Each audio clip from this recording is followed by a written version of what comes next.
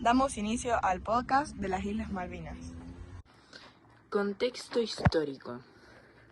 Dictadura militar. En el momento de la Guerra de Malvinas, 1982, Argentina estaba pasando por una situación interna bastante complicada. El país estaba gobernando por una dictadura desde 1976 a 1983. No había democracia, no se podía votar libremente. Había censura y el gobierno tomaba decisiones sin participación de la gente. Los presidentes eran militares y uno de los últimos fue Leopoldo Galtieri.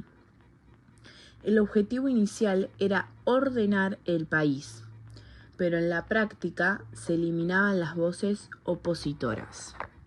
Represión y miedo. Durante esos años ocurrió el llamado terrorismo de Estado.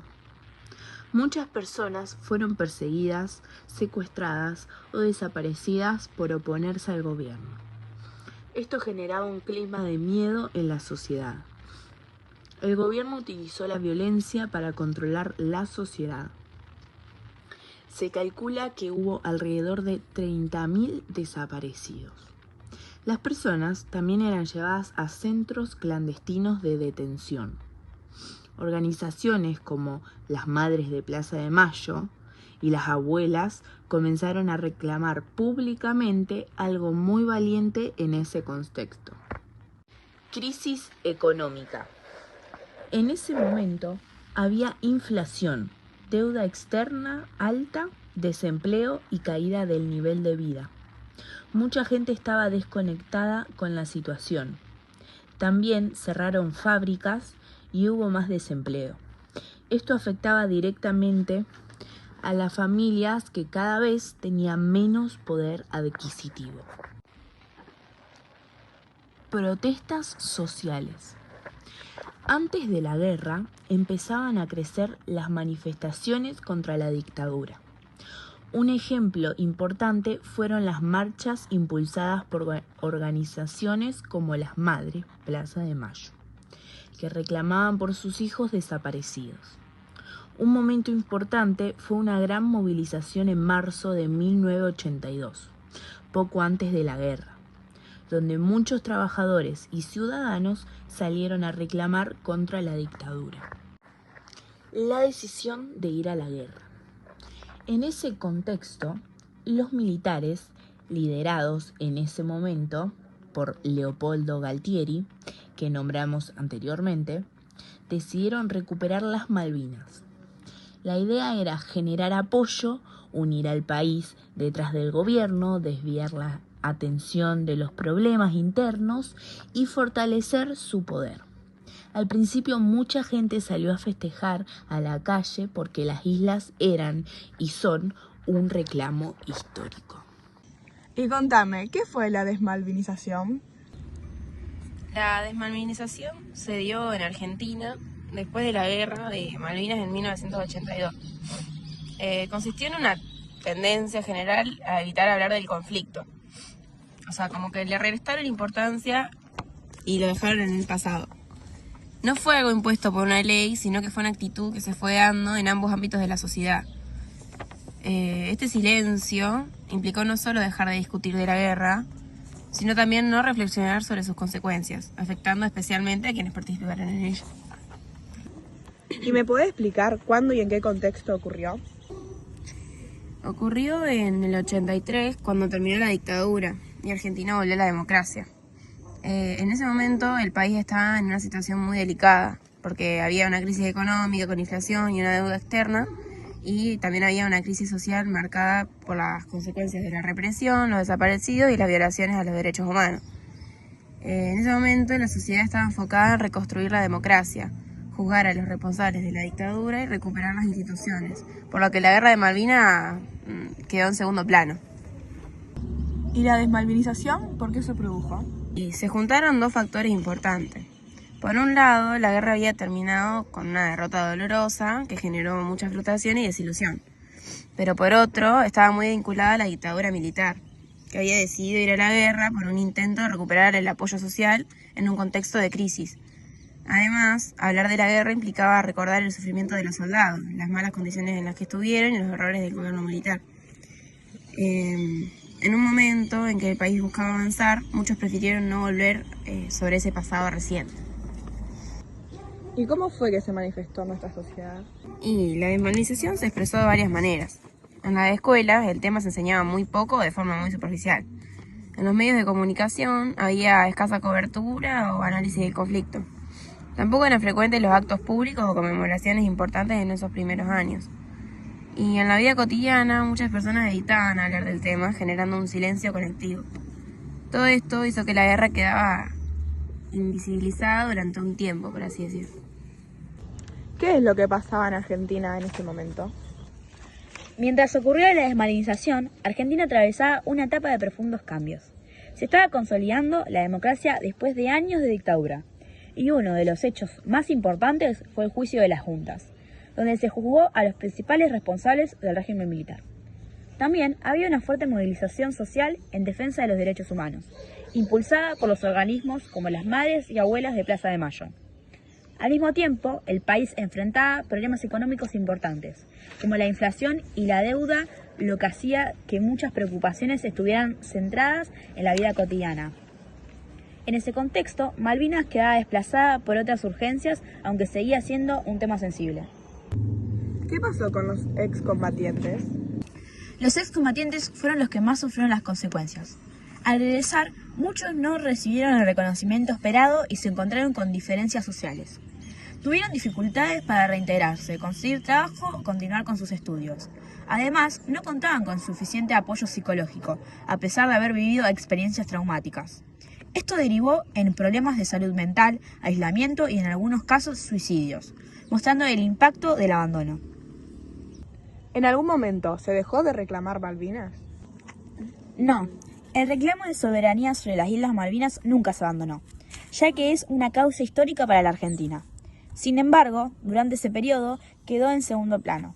Con el tiempo, el país volvió a impulsar el reclamo, pero desde una perspectiva distinta, a través de la vía diplomática y pacífica, sin recurrir a la guerra. ¿Y cuáles fueron algunas de sus consecuencias? Las consecuencias fueron importantes. Se generó un vacío de memoria sobre lo ocurrido en la guerra y un retraso en el reconocimiento de los excombatientes. También dificultó que la sociedad pudiera comprender plenamente el conflicto y sus efectos. Recién, con el paso del tiempo, se empezó a construir una memoria más completa y crítica sobre las Malvinas. Bueno, ahora vamos a hablar sobre el desembarco argentino. ¿Qué fue la Operación Rosario y cuál era su objetivo principal? El 2 de abril de 1982, las Fuerzas Armadas Argentinas llevaron adelante la Operación Rosario, que era una operación militar anfibia cuyo objetivo era recuperar las Islas Malvinas, que se encontraban bajo dominio británico desde 1833. No, paren. ¿Quiénes integraban la Junta Militar y quién fue designado como responsable del operativo? Bueno, en ese momento Argentina estaba gobernada por una dictadura militar llamada Proceso de Reorganización Nacional. La Junta Militar estaba formada por Leopoldo Galtieri, Jorge Anaya y Basilio Lamidoso, quienes designaron al general Carlos Busser como principal responsable del operativo. ¿Por qué se buscaba que la operación fuera rápida y con pocas bajas? El plan comenzó a organizarse en diciembre de 1981. La idea principal era realizar una operación rápida, sorpresa y con la menor cantidad posible de bajas. ¿Qué fuerzas participaron en el plan militar? Bueno, básicamente el plan consistía en enviar una fuerza militar formada por unidades del ejército, la armada y la infantería de marina. ¿Cuáles eran las principales acciones del operativo? El operativo estaba dividido en varias partes: asegurar Puerto Argentino, tomar la casa de gobierno y rodear a la guarnición inglesa. ¿Cuándo comenzó el desembarco y cómo avanzaron las tropas? El desembarco comenzó en la madrugada del 2 de abril de 1982. Las tropas argentinas avanzaron rápidamente sin ser destacadas. ¿Y qué ocurrió durante la toma de la Casa de Gobierno? Durante la toma de la Casa de Gobierno se produjo el único enfrentamiento importante, donde murió un militar argentino. ¿Y qué pasó con el gobernador británico? Bueno, las fuerzas británicas se rindieron y el gobernador Rex Hunt fue capturado. ¿Qué establecía la resolución 502? El Consejo de Seguridad de las Naciones Unidas aprobó la resolución 502, que exigía el retiro de las tropas argentinas. ¿Y cómo reaccionó el Reino Unido ante el conflicto? El Reino Unido respondió enviando una flota militar hacia el Atlántico Sur, Operación Corporate. ¿Cuáles fueron las principales consecuencias de la Guerra de Malvinas para los combatientes argentinos? Las consecuencias de la Guerra de Malvinas fueron profundas y duraderas. Muchos excombatientes regresaron en condiciones físicas y psicológicas delicadas. Eran jóvenes sin experiencia, lo que agravó el impacto emocional. Como resultado, sufrieron estrés postraumático, depresión y dificultades para reinsertarse en la vida cotidiana, además de falta de reconocimiento durante años. ¿Y qué impacto tuvo la guerra en la vida económica y social? Muchos tuvieron problemas laborales y no contaron con ingresos estables ni con una pensión adecuada. Esto aumentó su situación de vulnerabilidad. En las islas, el Reino Unido reforzó su presencia, generando cambios en la vida cotidiana y mayor distancia con Argentina. En el país, la guerra dejó una fuerte huella en la memoria colectiva y generó reclamos de reconocimiento hacia los veteranos. Ahora le daremos importancia a un testimonio que me ha marcado demasiado. La guerra no termina cuando uno vuelve. Nos encontramos con un país que no sabía cómo recibirnos. Hubo silencio y olvido, y nos costó reinsentarnos. Muchos sufrimos secuelas emocionales como angustia y tristeza, y no todos recibieron ayuda. Por eso, la posguerra fue, para muchos, incluso más difícil que la guerra misma. Con el tiempo, entendimos la importancia de contar lo vivido, porque las consecuencias siguen presentes en nosotros y en nuestras familias. Juan Pérez. Y bueno, para dar un cierre al tema, ¿por qué este conflicto sigue siendo tan importante hoy en día? Las consecuencias de la guerra no se limitaron al ámbito militar, sino que afectaron profundamente a la sociedad. Es un tema que sigue siendo relevante por su impacto en los excombatientes y en la memoria histórica del país. ¿Cómo se llegó al momento en el que Argentina tuvo que rendirse en las Malvinas? ¿Y qué pasaba realmente ese día? Y contame un poco cómo fue la rendición para Argentina. El 14 de junio de 1982 se convierte en el día clave que marca el final de la Guerra de las Malvinas. Después de semanas de enfrentamientos, las fuerzas argentinas en las islas estaban agotadas, sin recursos suficientes y sin posibilidades reales de sostener la defensa. Durante la mañana, el comandante argentino en las islas, el general Mario Benjamín Méndez, junto a otros jefes militares, llega a una conclusión decisiva. Continuar la resistencia solo iba a generar más muerte. Ante esta situación, se comunica con la Junta Militar en Argentina para advertir que la caída de la guarnición era inminente, y sugiere acatar la resolución 502 del Consejo de Seguridad de la ONU que pedía el cese de las hospitalidades. Sin embargo, desde el continente, el presidente de facto, Leopoldo Fortunato Galtieri, rechaza completamente la idea de rendirse, ordena continuar la lucha e incluso plantea contraataques, insistiendo en que no se firme ningún documento de rendición y que en caso de negociar se haga en términos de retiro o evacuación. A pesar de estas órdenes, la realidad en el entorno era insostenible. Las tropas argentinas estaban rodeadas y en una situación crítica. Por eso, ese mismo día por la tarde, Méndez toma la decisión más importante: iniciar negociaciones con el comandante británico, el general Jeremy Moore. Finalmente, a las 11:59 del 14 de junio, se firma el documento que establece el cese de las hospitalidades. Un detalle clave que Méndez logra modificar el texto original, eliminando la expresión rendición incondicional para reservar, en cierta forma, el honor de las fuerzas argentinas. Entre las condiciones acordadas, se permitió que las unidades argentinas conservaran sus banderas, que permanecieran bajo el mando de sus propios oficiales, y que la ceremonia de rendición no fuera pública. Además, los oficiales pudieron conservar sus armas personales. Tras el acuerdo, más de 11.000 soldados argentinos fueron tomados como prisioneros de guerra, y miles de ellos fueron posteriormente repatriados al país. Este momento no solo significó el final de un conflicto armado en las islas, sino que también tuvo un impacto enorme en la historia argentina. Aceleró la caída de la dictadura militar y dejó una marca profunda en la memoria colectiva del país. Bueno, y ahora vamos a pasar a los puntos clave del conflicto. ¿Me podrías decir cuáles eran? Uno de los puntos claves del conflicto fue el inicio de la Operación Rosarina.